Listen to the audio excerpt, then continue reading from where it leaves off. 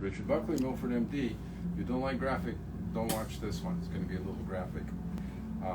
So I'm not going to show you the skin off and the abdomen open, although it's really neat looking. We were just busy. I put the first layer of stitches in, so it's pulled the edges of what the skin I took out together.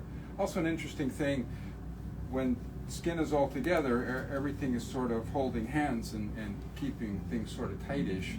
When you let go of something, then those things that were on the outside, they fall apart and they look bigger, and then that thing that was being held in the center sort of shrinks down. So I'm going to show you the piece of skin that I took out. It's all shrunk down because it lost the hands that were holding it on the edges. And the incision would look bigger because it, opens when you take the skin out, except that I've put the first layer of stitches in there.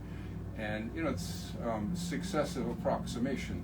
And so the next layer of stitches will actually bring it totally together. And then the next layer of stitches will make it really look nice. So I think in magic, this is what's called the big or great reveal. Are you ready? Yes? Everybody ready? Okay. Yes. If you don't want graphic, don't watch this. Turn it off. Get out of it. Okay? You ready? All right. So there we are.